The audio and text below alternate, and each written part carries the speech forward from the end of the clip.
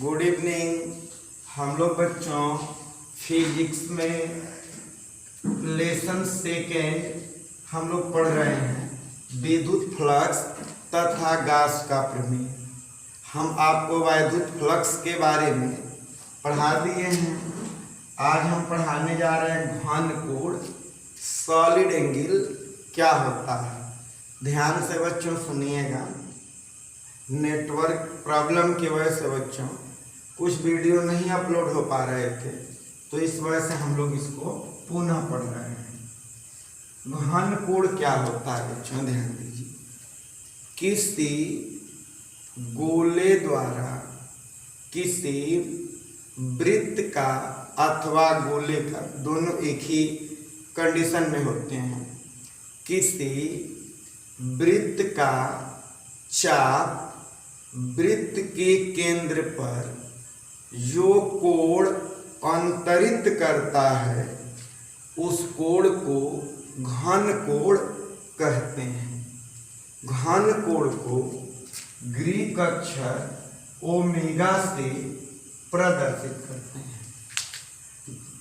इसको एक बार ध्यान से बच्चों समझ लीजिए।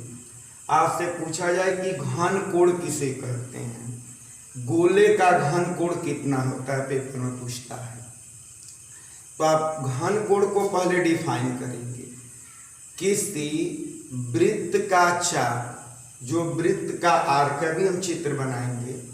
किसी वृत्त का चाप वृत्त के केंद्र पर जो कोण अंतरित करता है उस कोण को घन कोण कहते हैं। इसे ग्रीक लेटर ओमेगा से प्रदर्शित करते हैं। The angle formed by arc of a circle at its centre is called solid angle. It is represented by Greek letter omega. अब देखिए बच्चों, इसको हम फिगर ड्रा करके आपको दिखाएं। देखिए यह एक वृत्त है, ये वृत्त का केंद्र है, सेंटर है। वृत्त का एक चाप ले लीजिए। वृत्त का ये देखिए ये डिस्टेंस चाप है P1 से P2, सेंटर O है। तो वृत्त का ये जो चाप है बच्चों, गोले के केंद्र पर जो कोण अंतरित करता है, देखिए वृत्त की त्रिज्या या रेडियस R, वृत्त के चाप द्वारा उसके केंद्र पर अंतरित कोण को घन कोण कहते हैं। यही घन कोण है बच्चों। इसको हम लोग डी ओमेगा से, डी ओमेगा का मतलब होता है डेल्टा ओमेगा से दिखाते हैं। ये जो एंगल है ये पूरे इसके द्वारा अंतरित कोण है। किसी वृत्त का चाप उसके केंद्र पर जो कोण अंतरित करता है उसे घन कोण कहते हैं। देखिए घन कोण को ऐसे लिखते हैं, घन कोण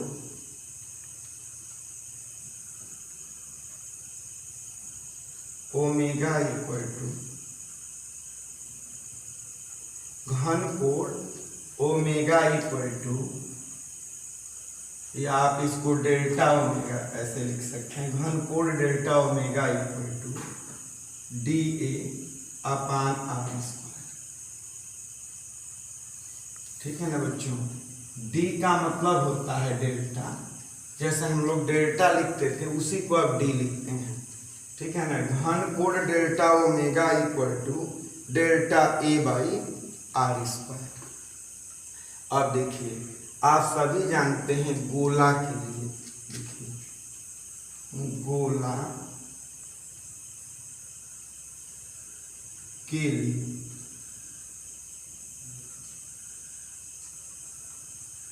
गोला के लिए स्फीयर के लिए आपसे पूछा जाता है कि गोला के लिए बताओ घन कोण कितना होता है।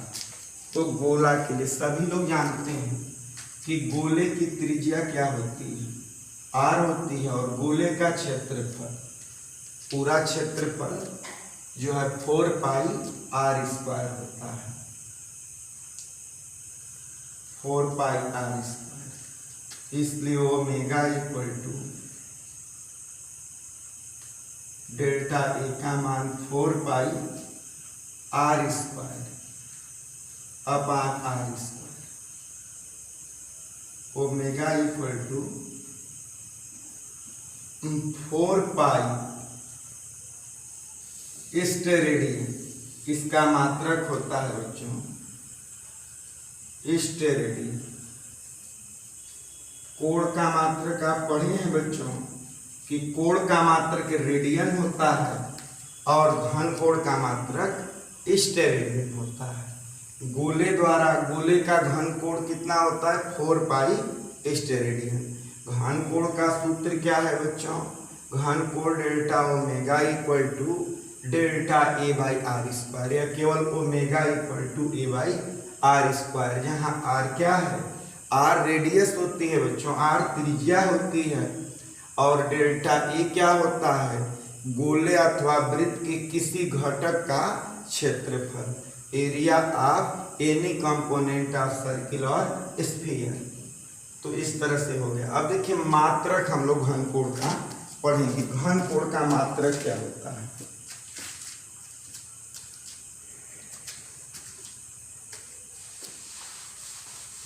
घन कोण का मात्रक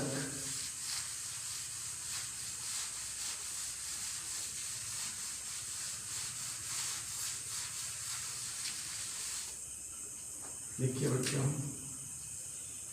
घन कोण का मात्रक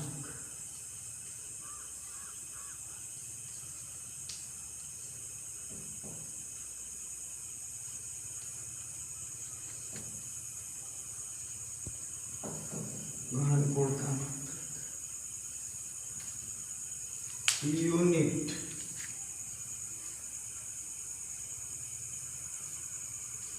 of solid angle, unit of solid angle.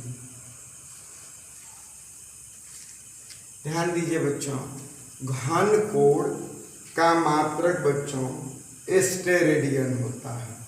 घन कोण का मात्रक क्या होता है बच्चों? घन कोण का मात्रक स्टेरेडियन होता है। स्टेरेडियन अभी बताए हैं। घन कोण का मात्रक स्टेरेडियन होता है। घन कोण को हम लोग स्टेरेडियन से, स्टेरेडियन इसका मात्रक होता है, इसको एस आर लिखा जाता है। एस आर का मतलब स्टेरेडियन, यही घन कोण का मात्रक है बच्चों।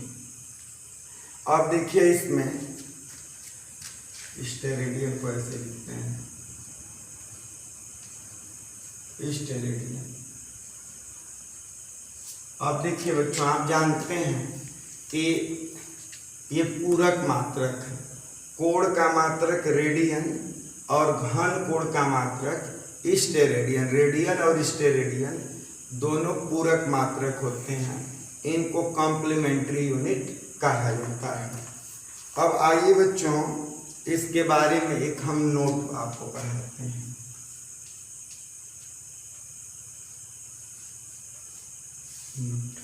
आपसे पूछा जाए कि स्टेरेडियन किसे कहते हैं? स्टेरेडियन किसे कहते हैं?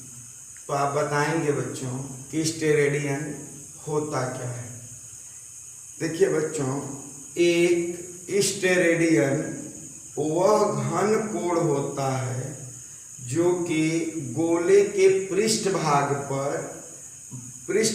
द्वारा, जिसका क्षेत्रफल गोले की त्रिज्या के वर्ग के बराबर है, गोले के केंद्र पर अंतरित करता है। समझ लीजिए बच्चों, इसको कैसे हम लोग अपने शब्दों में डिफाइन करेंगे। देखिए, वन स्टेरेडियन वह घन कोण होता है जो गोले के त्रिज्या द्वारा, उसके केंद्र पर अंतरित कोण। देखिए, इसको ऐसे हम चित्र से पहले बता दें। आप बताएंगे बच्चों कि 1 स्टेरेडियन वह घन कोण होता है, 1 स्टेरेडियन वह घन कोण होता है जो एकांक त्रिज्या वाले गोले के क्षेत्रफल के बराबर होता है। जैसे देखिए पहले भी हम बताए थे कि देखिए P1 और P2, ठीक है ना, ये दोनों चाप हैं और ये O गोले का केंद्र है, R त्रिज्या है, ठीक है ना बच्चों, यही घन कोण है। इसी को हम लोग डी ओमेगा कहते हैं। तो देखिए ये जो है एरिया है, जो अब चाप द्वारा जो क्षेत्र घिरा है उसकी एरिया है, यही होता है बच्चों डेल्टा E। तो आप पढ़े हो अभी कि delta omega equal to delta E by R square, ठीक है बच्चों, पढ़े हैं। तो इसी से हम लोग डिफाइन कर देंगे।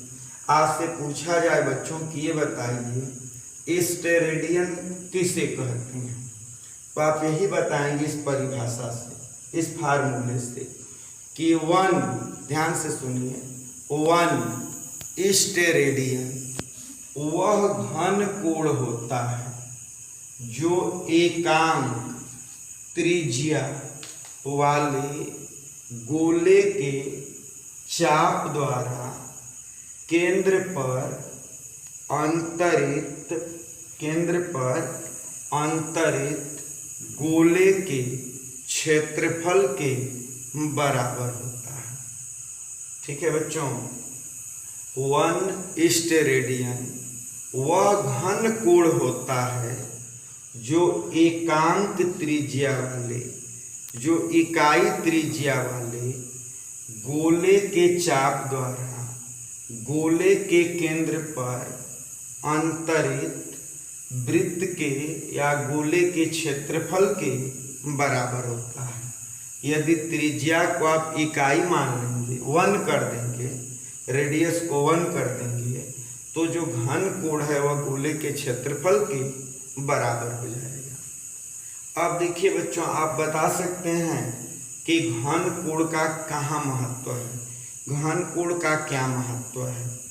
देखिए घन कोण का महत्व 3 डायमेंशनल ज्योमेट्री में 3 विमाओं वाली आकृतियों के अध्ययन में किया जाता है।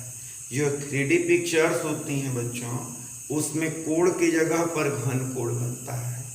तो उन्हीं के अध्ययन में, उन्हीं पिक्चर्स को समझने में, बनाने में, ठीक है ना, मापने में घन कोण का महत्व होता है। तो ये टॉपिक बच्चों घन कोण का समाप्त हो गया।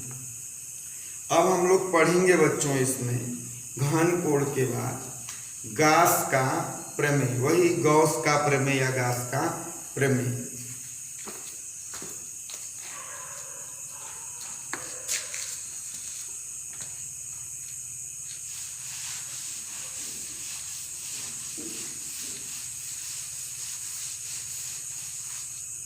हेडिंग लिखिए बच्चों, गॉस, गॉस या गास लिखिए बच्चों, गॉस का प्रमेय।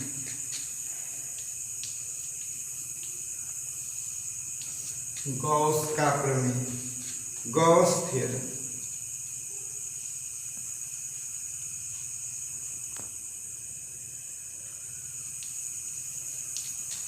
गॉस थ्योरम,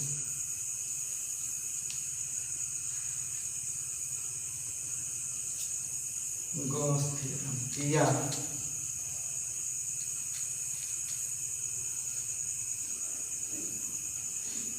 गॉस कानून।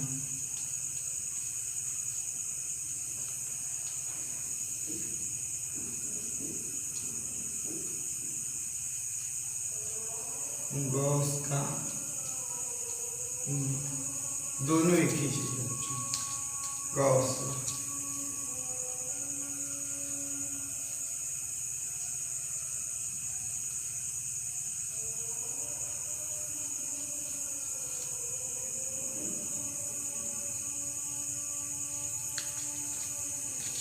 देखिए बच्चों ध्यान दीजिए, गॉस का प्रमेय क्या होता है बच्चों, इसको ध्यान से पहले समझ लीजिए।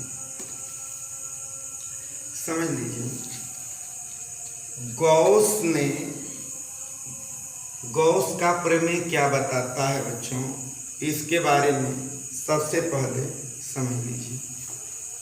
गॉस ने वैद्युत फ्लक्स तथा उससे गुजरने वाले आवेश के बीच एक संबंध स्थापित किया। इसी संबंध को गॉस का प्रमेय अथवा गॉस का नियम कहते हैं, जो निम्नलिखित है। ध्यान दीजिए बच्चों, गॉस ने वैद्युत फ्लक्स फाई ई तथा उससे गुजरने वाले उससे परिबद्ध आवेश के बीच एक संबंध स्थापित किया। इसी संबंध को गॉस का प्रमेय कहते हैं। गॉस का प्रमेय होता क्या है बच्चों, ध्यान दीजिए।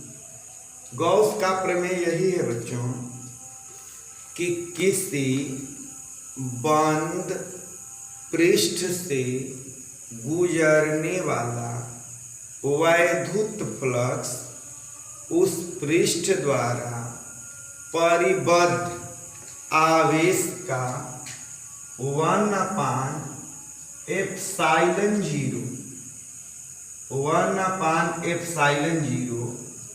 गुना होता है। इसी कथन को गॉस का नियम अथवा गॉस का प्रमेय कहते हैं। एक बार और समझ लीजिए बच्चों, गॉस का प्रमेय क्या होता है। तो आप बताएंगे कि गॉस ने वैद्युत आवेश तथा वैद्युत फ्लक्स के बीच एक संबंध स्थापित किया। इसी संबंध को गॉस का प्रमेय अथवा गॉस का नियम कहते हैं, जो निम्नलिखित है। अब गॉस का प्रमेय क्या है, यही हम लोग स्टेटमेंट इसका पढ़ रहे हैं। गॉस का नियम यही है बच्चों कि किसी बंद पृष्ठ से गुजरने वाला वैद्युत फ्लक्स उस पृष्ठ द्वारा परिबद्ध आवेश का 1/ε0 गुना होता है। इसी कथन को गॉस का प्रमेय कहते हैं। यदि किसी पृष्ठ से परिबद्ध आवेश Q है तो देखिए यही होगा वैद्युत फ्लक्स का सूत्र बच्चों। तो वैद्युत फ्लक्स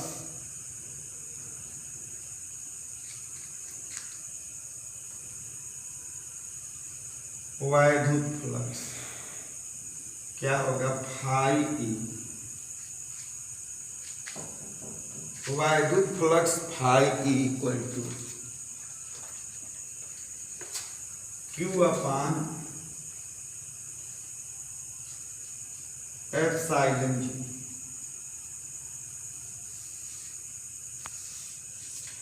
वैद्युत flux phi E equal to Q/ε0, या इसी को आप ऐसे भी लिख सकते हैं, वैद्युत flux phi E equal to total integration of E into D. वैद्युत फ्लक्स का सूत्र भी होता है इक्वल टू Q/ε0। आप जानते हैं बच्चों कि ε0 क्या होता है। ε0 आपको हम पढ़ाए हैं ना कि ε0 को हम लोग निर्वात की विद्युतशीलता कहते हैं। ε0 क्या है, निर्वात की विद्युतशीलता। इसका मान क्या होता है बच्चों, 8.85 × 10⁻⁻12 कूलाम स्क्वायर पर न्यूटन मीटर स्क्वायर इसका मात्रक होता है बच्चों।